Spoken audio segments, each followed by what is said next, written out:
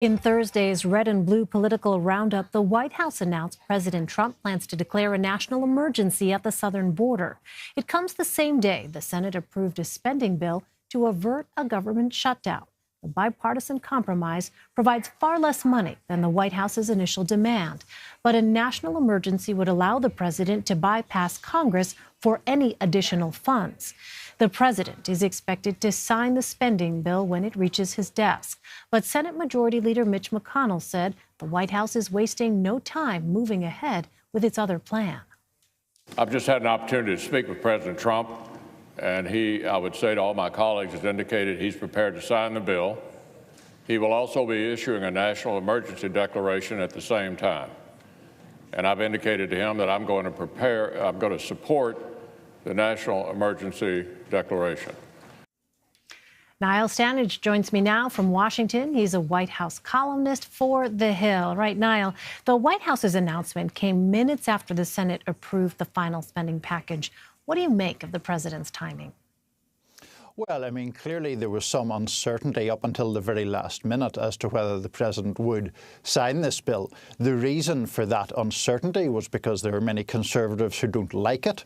So clearly, it seems to me anyway, this push for a national emergency is a way to assuage those Conservative concerns. It's a way for the president to reassure his base of support that he is still intent on building the wall. But of course, the key point is that any declaration of national emergency would immediately be met by court challenge, and so is likely to be bogged down in the legal system for some time. And on that point, House Speaker Nancy Pelosi said Thursday Democrats were, quote, reviewing our options. So what kind of legal challenges does declaring a national emergency pose? Well, essentially, there will be a whole raft of issues at play in such a case, but it will, in essence, I think, be arguing that this is an excessive use of executive power and that there is no emergency. I mean, this is one of the difficulties, as I understand it, and obviously I'm not a lawyer, but I believe the legislation that governs this is rather vague as to how an emergency should be defined, how much power a president has to define what is and isn't an emergency. And, you know, one would assume that an issue of such elemental importance will proceed up to higher courts from wherever a challenge would first begin. So Nancy Pelosi also raised the possibility of President Trump setting a precedent for when a Democrat is in the White House. How are Republicans responding to that? This is really a great point, and I think it's really the core of this issue. The problem of a precedent is something that Republicans had previously expressed concern about. Those concerns seem to have become more muted now that we have confirmed that the president is going to go for this idea.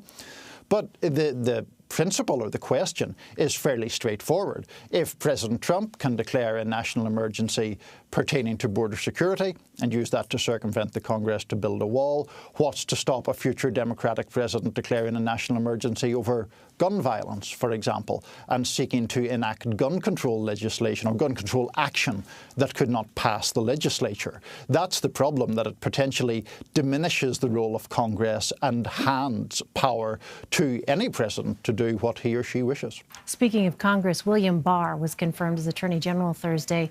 The president has had a rocky relationship with the Justice Department. How is the White House hoping Barr changes that?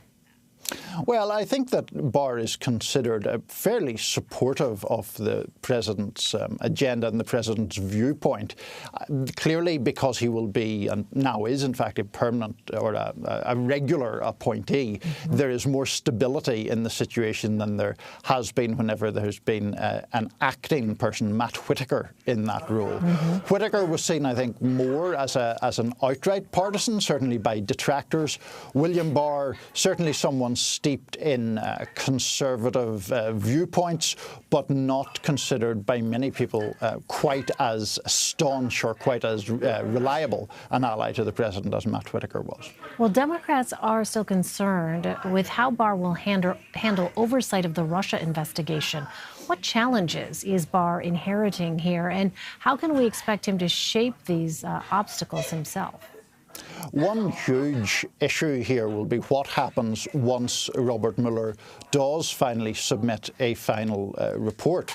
Now, the question there pertains to how much of that report will be made public, whether there would be any redactions to it, whether it could be suppressed entirely. These are all open questions. The nature of our political culture right now is that any solution will draw dissatisfaction and protest from one side or the other. But that issue of what happens once Mueller proceeds to a final report is, I think, probably the biggest imminent question facing William Barr. Well, we focus a lot on the Russia investigation, but Barr will oversee a host of issues. What are some of the other debates we can expect him to have influence over? Well, I mean, the Attorney General is obviously a very important position. I mean, there are a whole host of issues from drug legalization to the issue of racial equities or inequities in criminal justice that are part of his purview, that are things that he could have an influence on. Many of those issues, though, are not, they're not quite so pointed right now as the questions around the Russia probe, and I think that's why a lot of the coverage of Barr has really focused on Mueller and how he will deal with the Mueller report. CBS News aired an interview with former Deputy FBI Director Andrew McCabe Thursday, or at least part of an interview. McCabe said that department officials had discussions about pushing the president out of office. Who was involved, and how are they planning to use the 25th Amendment? So the 25th Amendment provides for the removal of a president from office if the vice president and a majority of the cabinet attest to the fact that he's unable to discharge his duties. Andrew McCabe's viewpoint or account of this is that this was discussed at the Department of Justice by very senior members of the Department of Justice in the wake of James Comey's firing in May 2017. Now, we do have to point out that Rod Rosenstein, the Deputy Attorney General, has pushed back on that account. There has been statements, for example, from the Department of Justice that have been quite finely tuned or finely phrased. It's not precisely clear what Rosenstein is denying in relation to the 25th Amendment, but he's claiming that the effort was less serious than McCabe believes it was. Obviously, it's a very explosive issue. We're going to see more of it when that 60 Minutes interview airs in full. And it is something that will, in a sense, confirm the views of both Trump's detractors and his supporters. His detractors will see it as evidence that he's perceived as a threat to really fundamental norms in American democracy. His supporters, will see it as evidence of Department of Justice bias on the part of people like Mr. McCabe. Well, how has the White House reacted to this news so far? They've been very critical of Andrew McCabe. They have drawn attention to the report which was issued by the Department of Justice's Inspector General. That report noted that Mr. McCabe had, or alleged that Mr. McCabe had lied 4 times, 3 of them under oath, about the disclosure of sensitive information. So more broadly, the White House is using that to claim or to assert that Andrew McCabe is an unreliable witness, essentially, and not someone whose word should be trusted when he provides what appear to be rather damning accounts of the president's behaviour.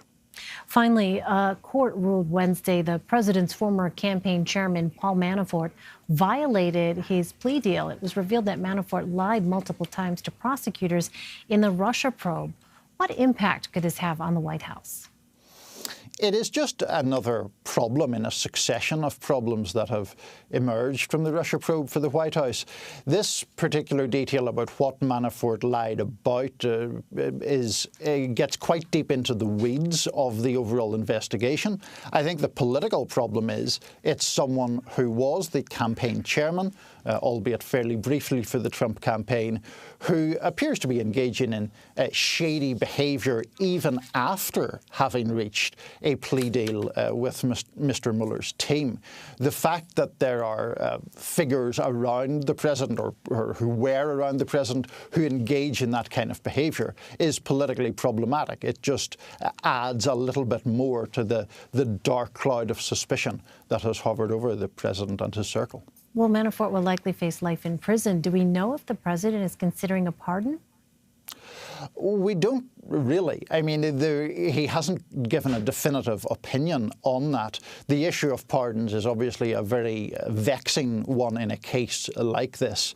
The President would draw howls of protest if he were to pardon Paul Manafort, or if there were to be some suggestion of pardons to other people who had been caught in criminal behaviour as a result of this probe. So we don't have a definite answer on that point yet. To be continued. Niall Stanage, Niall, thanks very much. Thanks.